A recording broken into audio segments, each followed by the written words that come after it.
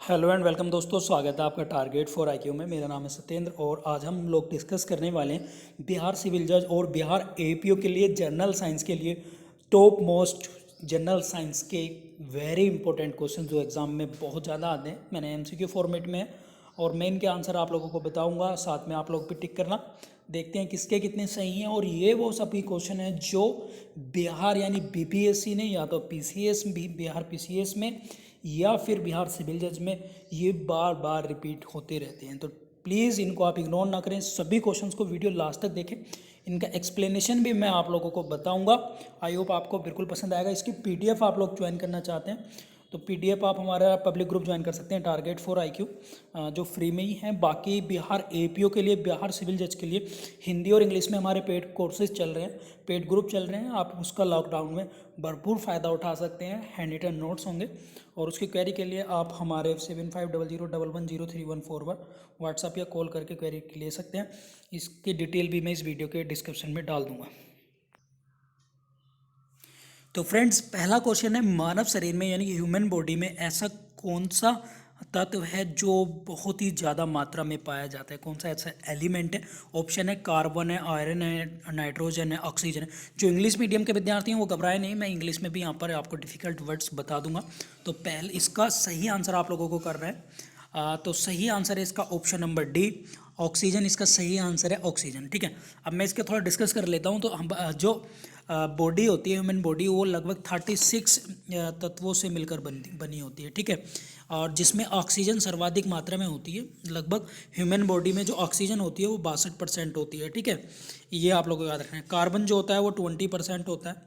ठीक है, इसके बाद हाइड्रोजन 10% होता है, हाइड्रोजन यानी H2, और ये कितना होता है 10%। ठीक है, इसके बाद नाइट्रोजन होता है लगभग 3%। ठीक है, बाकी सब अदर एलिमेंट्स होते हैं जो ह्यूमन बॉडी के लिए बहुत ही ज़्यादा इंपॉर्टेंट है। तो आप लोगों को याद रखना है 62% क्या होता है, ऑक्सीजन। ठीक है, ऑक्सीजन को इंडिकेट करते हैं O2 से। ठीक है, ये आप लोगों को याद रखना है।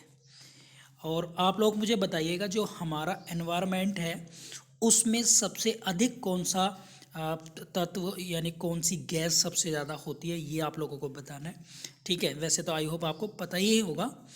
नेक्स्ट है क्वेश्चन नंबर 2, एमिनो एसिड की आवश्यकता किसके संश्लेषण के लिए की जाती है?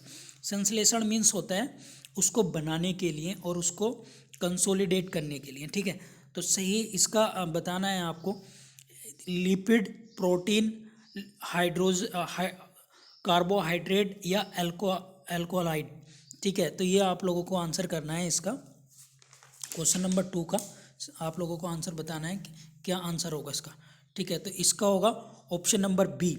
यहाँ पर है प्रोटीन के लिए, ये वेरी वेरी इंपॉर्टेंट है। ठीक है, अब इसमें मैं आप लोगों को डिस्कस कर लेता हूँ। प्रोटीन जो है वो एक बहुत ही ज़्यादा रिजिड यानी बहुत ही ज़्यादा जटिल नाइट्रोजन युक्त पदार्थ है। मीन्स प्रोटीन जो है वो नाइट्रोजन के संश्लेषण से ही बनता है, इसलिए दालों में बहुत ज़्यादा प्रोटीन होती है। ठीक है, और दालों में इसलिए क्योंकि दालें जो हैं, जो दाल का जो जितने भी पल्सेस होती हैं, इनके जो पौधे होते हैं वो नाइट्रोजन का वायुमंडल यानी वायुमंडल से बहुत ज़्यादा एब्जॉर्ब करती हैं। इसी कारण प्रोटीन बहुत ज़्यादा होती है और इसलिए प्रोटीन स्टेट किसको बोला जाता है? मध्य प्रदेश को। ठीक है, आप लोग मुझे मध्य प्रदेश का गवर्नर और मध्य प्रदेश के मुख्यमंत्री का नाम कमेंट बॉक्स में बताइए। ठीक है, और जो प्रोटीन है वो अमीनो एसिड के संश्लेषण से बनती है और वो भी बनती है लगभग, मैं आपको बता दूं, यदि 20 अमीनो एसिड एक साथ मिलते हैं तो वो एक प्रोटीन का निर्माण करते हैं। ये आप लोगों को याद रखिए।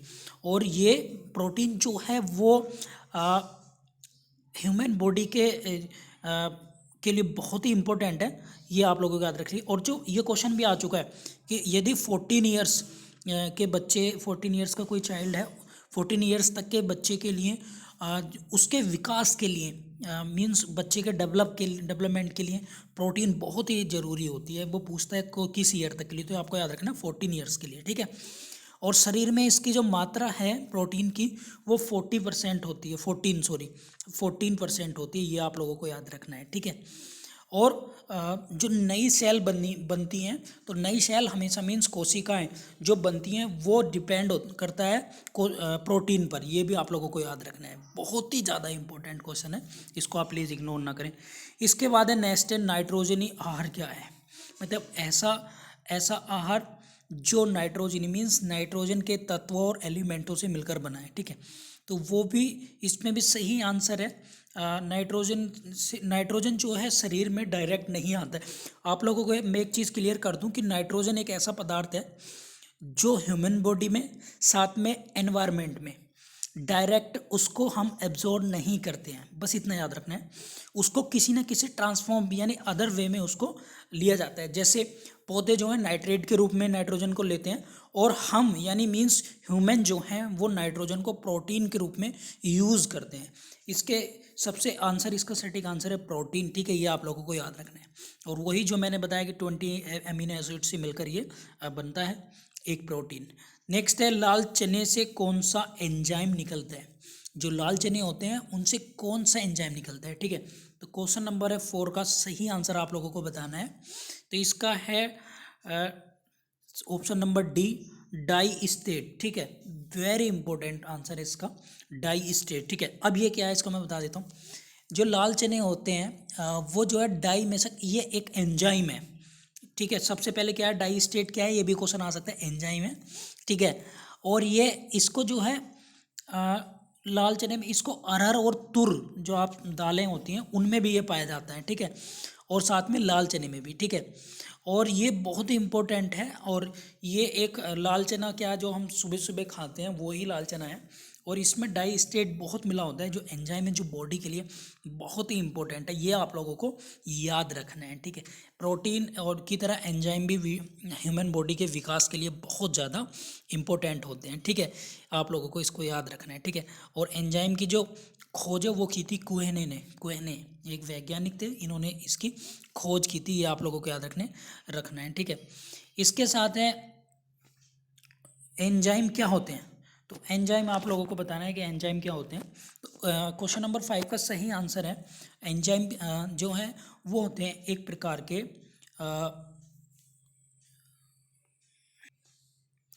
प्रोटीन। इसका सही आंसर है ऑप्शन नंबर बी, ये एक प्रकार के प्रोटीन होते हैं।